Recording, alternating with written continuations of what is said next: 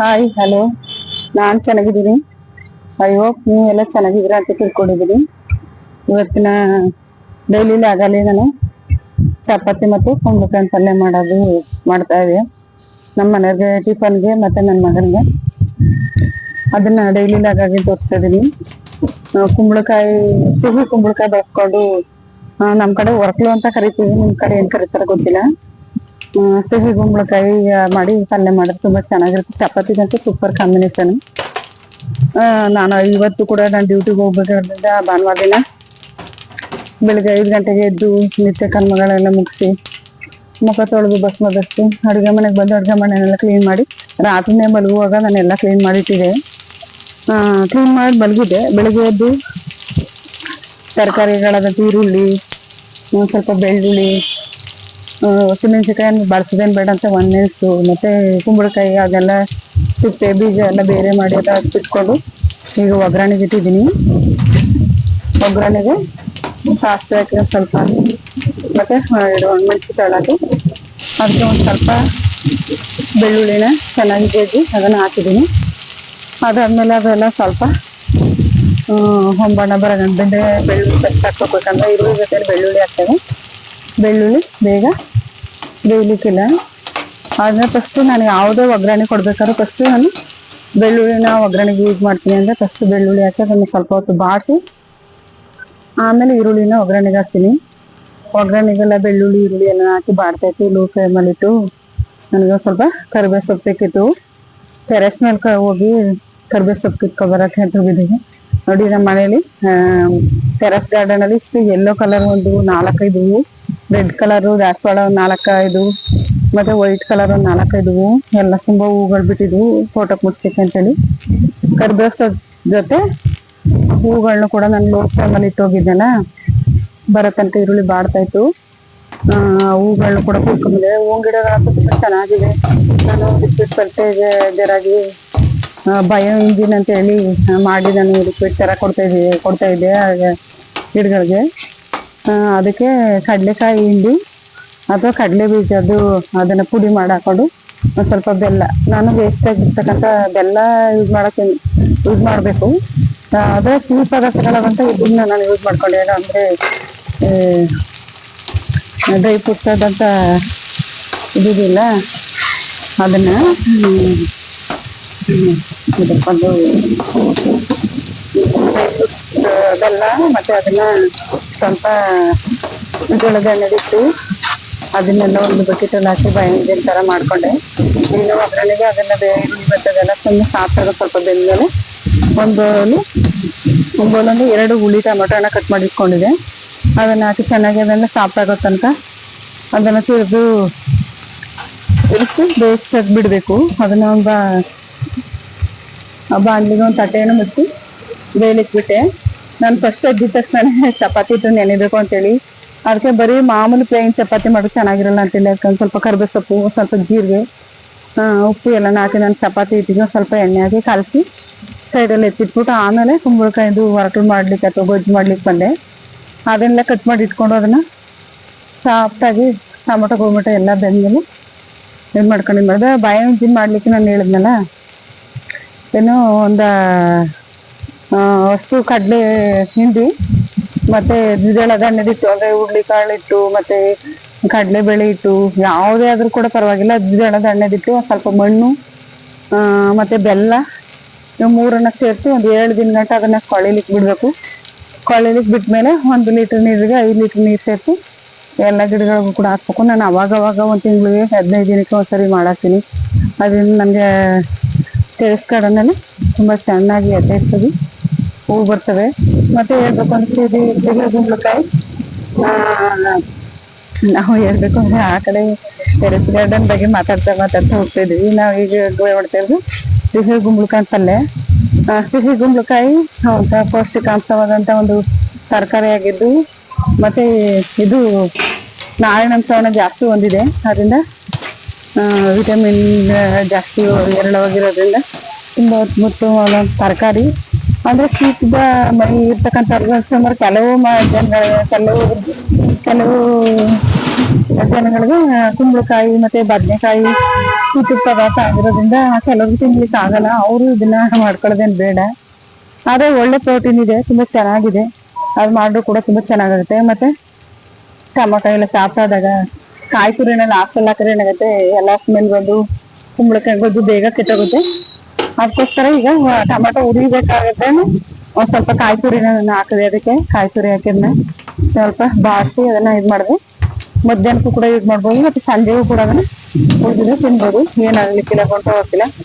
ಕಾಯಿ ತುರಿನ ಮೇಲೆ ಹಾಕ್ಬಿಟ್ಟು ಹಾಕಿದ್ರೆ ಆ ತಕ್ಷಣ ಯೂಸ್ ಮಾಡ್ತೀನಿ, ಖಾಲಿ ಆಗುತ್ತೆ. ಒಂದ್ ಸ್ವಲ್ಪ ಇದೆ ಗೊಜ್ಜು ಅನ್ನೋದಾದ್ರೆ ಮಾತ್ರ ಲಾಸ್ಟಲ್ಲಿ ಹಾಕಿ. ಇಲ್ಲ ಜಾಸ್ತಿ ಇದನ್ನು ರಿಟರ್ನ್ ಮಾಡ್ಕೋತೀನಿ ಇಟ್ಕೊಂಡು ಏನಾಗಾರೆ ಹುರಿತಿರಲ್ಲ ಏನು ಅದಕ್ಕೆ ಇವಾಗ ಎಲ್ಲ ಟೊಮೆಟೊ ಮತ್ತು ಈರುಳ್ಳಿ ಎಲ್ಲ ಸಾಫ್ಟಾಗಿರೋದಕ್ಕೆ ಸಿಹಿ ಕುಂಬಳಕಾಯಿನ ಸಣ್ಣಕ್ಕೆ 1 ಇಂಚಿನಷ್ಟು ಸಣ್ಣಕ್ಕೆ ಕಟ್ ಮಾಡಿ ಇಟ್ಕೊಂಡಿರೋದನ್ನ ಸೇರಿಸೋದು. ಸೇರಿಸಿ ಮತ್ತು ಇನ್ನೊಂದು ಒಲೆ ಮೇಲೆ ಅದಕ್ಕೆ ಸ್ವಲ್ಪ ಬಿಸಿನೀರನ್ನು ತೆಗೆದು ಅಂದರೆ ಕುದಿಸಿ ಇಟ್ಕೊಂಡಿರ್ಬೇಕು. ಅದಕ್ಕೆ ತಣ್ಣೀರು ತಣ್ಣಗಿರ್ತಕ್ಕಂಥ ನೀರು ಹಾಕಿದ್ರೆ ಅದು ಕುದಿ ಬರೋಲ್ಲ ಮತ್ತು ಟೇಸ್ಟ್ ಬರೋಲ್ಲ. ಅದರಿಂದಾಗಿ ಸ್ವಲ್ಪ ಕುದಿತಕ್ಕಂಥ ನೀರನ್ನು ಅದಕ್ಕೆ ಹಾಕಬೇಕು. ಅದಕ್ಕೆ ಬೇರೆ ಒಲೆಯಲ್ಲಿ ನಾನು ಕುದಿತಕ್ಕಂಥ ನೀರು ಇಟ್ಕೊಂಡಿದ್ದೀನಿ. ಸಿಹಿ ಕುಂಬಳಕಾಯಿನ 1 ಇಂಚು ಕಟ್ ಮಾಡಿರೋದನ್ನೆಲ್ಲ ಹಾಕಿ ಈರುಳ್ಳಿ ಟೊಮೊಟೊ ಎಲ್ಲ ಬೆಂದಿರ್ತಕ್ಕಂಥದ್ರ ಜೊತೆ ಮಿಕ್ಸ್ ಮಾಡೋದು. ಮಿಕ್ಸ್ ಮಾಡಿ ತಿರುಗಿಸಿ ಅದನ್ನು ಸ್ವಲ್ಪ ಶಾಖದಲ್ಲಿ ಬೇಯೋ ಥರ ಅದನ್ನು ಇದನ್ನು ಮುಚ್ಚಿಟ್ಟು ಲೋ ಫ್ಲೇಮಲ್ಲಿ ಅದನ್ನು ಮುಚ್ಚಿಡಬೇಕು. ಅದನ್ನೆಲ್ಲ ಮಿಕ್ಸ್ ಮಾಡಬೇಕು.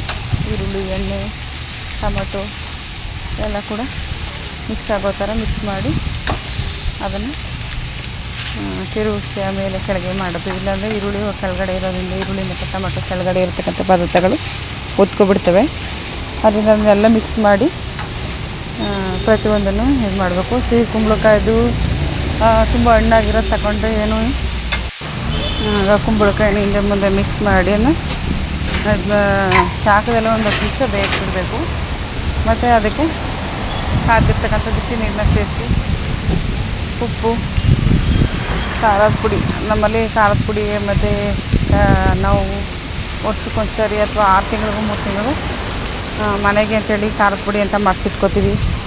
ಧನಿಯಾ ಒಂದು ಭಾಗ ಆದರೆ ಜೀರಿಗೆ, ಮೆಣಸು ಎಲ್ಲ ಥರದ್ದು ಹಾಕಿ ಅದನ್ನು ಉಪ್ಪಾಕಿ ವರ್ಷಕ್ಕೊಂದ್ಸರಿ ಅದನ್ನು ಮಾಡಿಸ್ಕೊತೀವಿ. ನಾವು ಮಾಮೂಲಿ ಬೇರೆ ಬೇರೆ ಥರದ ಮಸಾಲೆಗಳನ್ನ ಏನೂ ಹಾಕೋದಿಲ್ಲ. ಮಸಾಲೆ ಅಂದರೆ ನಮ್ಗೆ ಇಷ್ಟನೂ ಕೂಡ ಇಲ್ಲ. ಈ ಮಸಾಲೆ ಪದಾರ್ಥಗಳನ್ನ ಸೇರಿಸೋದಿಲ್ಲ. ಖಾರದ ಪುಡಿಯನ್ನು ಹಾಕಿ ಅದನ್ನು ಎಲ್ಲನೂ ಮಿಕ್ಸ್ ಮಾಡಿ ಲಾಸ್ಟಲ್ಲಿ ಅದಕ್ಕೆ ಟೇಸ್ಟಿಯಾಗಿ ಬರಲಿ ಅನ್ನೋ ಉದ್ದೇಶದಿಂದ ಕಡಲೆ ಹಿಟ್ಟನ್ನು ಸೇರಿಸಿ ಅದನ್ನು ಚೆನ್ನಾಗಿ ಬೇಯೋ ತನಕ ಕುದಿಸೋದು. ಬಿಸಿನೀರಲ್ಲೇ ಬೆಂದ ಮೇಲೆ ಇವೆರಡು ಪದಾರ್ಥವನ್ನು ಹಾಕೋದು. ಅದಕ್ಕೆ ಹಾಕಿ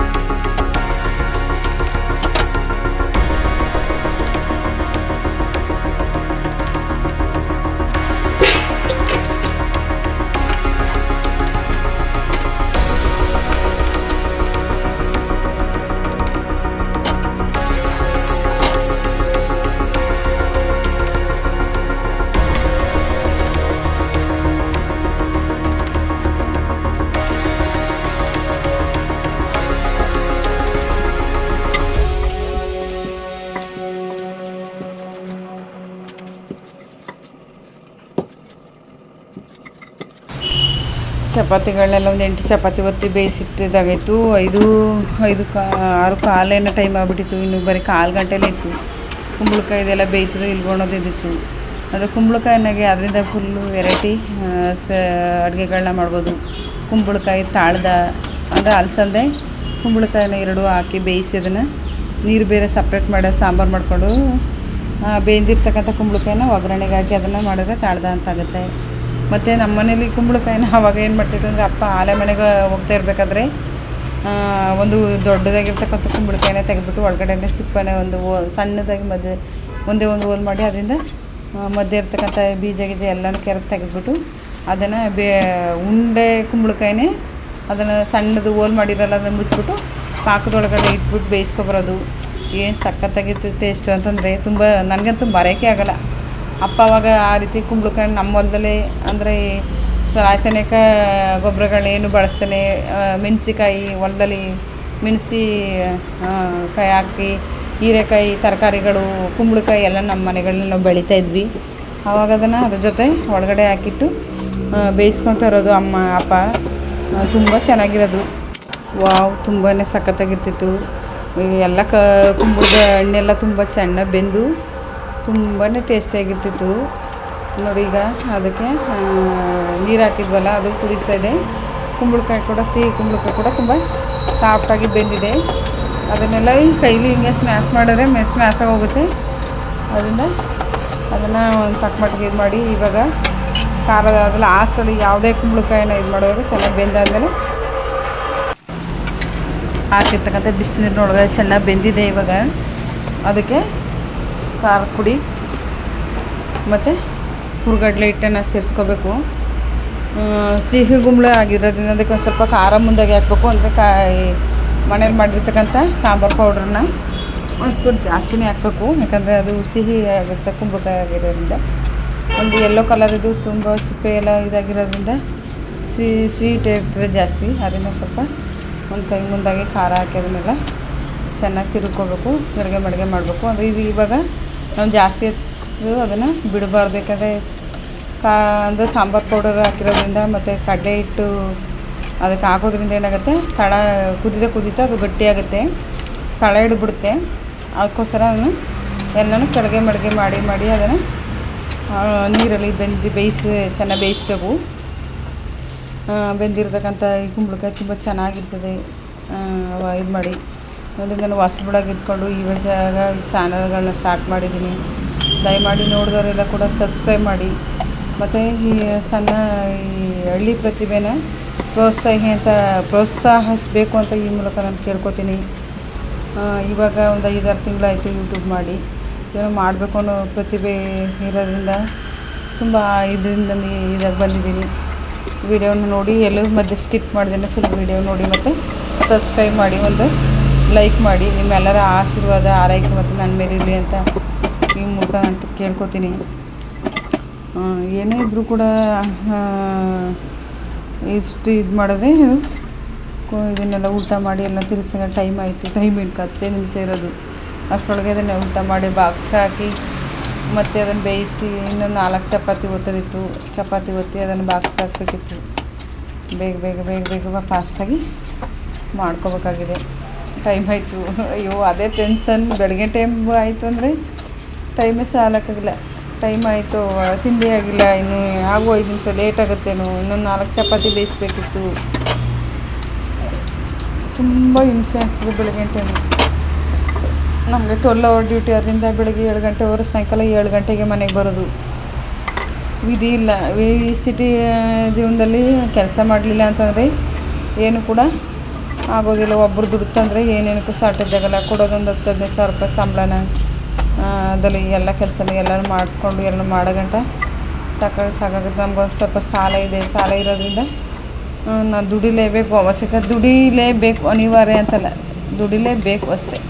ಯಾಕಂದರೆ ಸಾಲ ಇರೋದ್ರಿಂದ ಅದು ಕಟ್ಟಿ ಸಂಘದಲ್ಲಿ ಮತ್ತು ಅವರೆಲ್ಲ ಸಾಲ ತಗೊಂಡಿರೋದ್ರಿಂದ ನಾನು ಅವತ್ತು ಹೇಳ್ದಾಗೆ ಸಂಘದ ಬಗ್ಗೆ ಮಾಹಿತಿ ಕೊಟ್ಟಲ್ಲ. ಅವತ್ತು ಹೇಳ್ದಾಗೆ ಸಂಘದಲ್ಲಿ ಎಲ್ಲ ಸಾಲ ಇರೋದ್ರಿಂದ ಸಾಲ ಕಟ್ಕೊಂಡು ಎಲ್ಲ ಮಾಡಬೇಕು ಅಂದರೆ ಗಂಡ ಹೆಂಡತಿ ಎಲ್ಲರೂ ಕೂಡ ದುಡಿಬೇಕು. ಅದರಿಂದ ಹೋಗಲೇಬೇಕು ನಿರೀಕ್ಷಿತವಾಗಿ. ಕೆಲಸ ಸಿಕ್ಕೋದೇ ಕಷ್ಟ ಆಗಿದೆ. ಅಂತರಲ್ಲಿ ಯಾವುದೊಂದು ಕೆಲಸ ಅಂತ ಸಿಕ್ಕಿದೆ ಅದನ್ನು ಉಳಿಸ್ಕೋಬೇಕು ಅಂದರೆ ಟೈಮಿಗೆ ಕರೆಕ್ಟಾಗಿ ರೆಡಿ ಟೈಮ್ಗೆ ಹೋಗ್ಬೇಕು. ಮತ್ತು 7 ಗಂಟೆ ಆಗಿದ ತಕ್ಷಣ ಬರಬೇಕು. ಬಂದು ಅಡುಗೆ ಮನೆಯೆಲ್ಲ ಪಾತ್ರೆಗಳೆಲ್ಲ ತೊಳೆದು ಅದನ್ನೆಲ್ಲ ಅಡುಗೆ ಮಾಡಿ ಸಂಜೆ ಮಲಗಬೇಕಾದ್ರೆ ಸಾಂಬಾರು ಇದ್ದರೆ ಬೆಳಗಿನ ಟೈಮು ಏನು ಪ್ರಾಬ್ಲಮ್ ಇಲ್ಲ. ಸಾಂಬಾರಿಲ್ಲ ಅಂತಾರೆ ನಾಳೆ ಬೆಳಗ್ಗೆ ಮತ್ತೆ ಬಾಕ್ಸ್ಗೆ ಅನ್ನ ಸಾಂಬಾರು ಆದರೆ ಸಾಂಬಾರು ಮತ್ತು ಹೊಸದಾಗಿ ಸಾಂಬಾರು ಮಾಡಿಟ್ಟು ಅನ್ನ ಬೇಕಾದ್ರೆ ಅನ್ನ ಇಲ್ಲ ಮುದ್ದೆ ಬೇಕಾದ್ರೆ ಮುದ್ದೆ ಮಾಡಿಟ್ಟು ಎಲ್ಲನೂ ರೆಡಿ ಮಾಡಿಟ್ಟು ಅದನ್ನೆಲ್ಲ ಬಾಕ್ಸಿಟ್ಟು ಎಲ್ಲ ಪಾತ್ರೆಗಳು ತೊಳೆದು ಎಲ್ಲ ಮಾಡಿ ಮಲಗೋ ತನಕ ಏನೇ ಅದು ದಿನ ಡೈಲಿ 10 ಗಂಟೆ 11 ಗಂಟೆ ಅಷ್ಟು ಟೈಮ್ ಆಗುತ್ತೆ. ನಿರಂತರವಾಗಿ ಏನು ಮಾಡೋಕ್ಕಲ್ಲ, ಜೀವನ ಅನ್ನೋದೇ ಹಾಗೆ ಓಡ್ತಾನೇ ಇರಬೇಕು, ನಿಲ್ಲೂ ಆಗಿಲ್ಲ.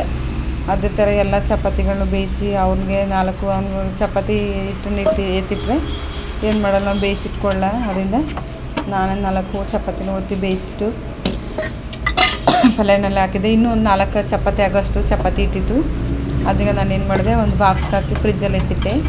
ಸಾಯಂಕಾಲ ಬಂದು ಬೇಕು ಅಂದರೆ ಅವ್ನಿಗೆ ಚಪಾತಿ ಕಂಡಿಷ್ಟ ಬೇಯಿಸ್ಕೊಡೋದು ಅಂತೇಳಿ ಎತ್ತಿಟ್ಟೆ. ಇಲ್ಲಾಂದರೆ ಸಂಜೆ ಮುದ್ದೆ ಮಾಡೋದ್ರಲ್ಲಿ ಚಪಾತಿನೇ ಕೊಡ್ಬೋದು ಅಂತೇಳಿ.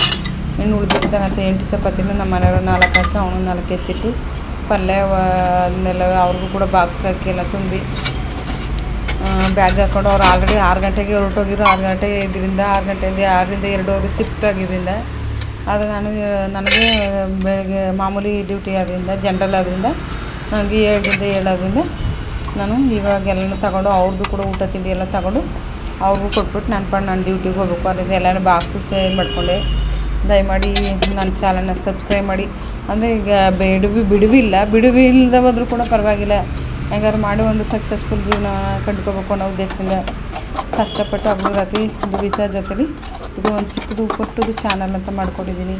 ನೋಡಿದವರು ಕೂಡ ಸಬ್ಸ್ಕ್ರೈಬ್ ಮಾಡಿ ಮತ್ತು ಲೈಕ್ ಮಾಡಿ ಸಪೋರ್ಟ್ ಮಾಡಿ ಅಂತ ಈ ಮೂಲಕ ಕೇಳ್ಕೊತೀನಿ.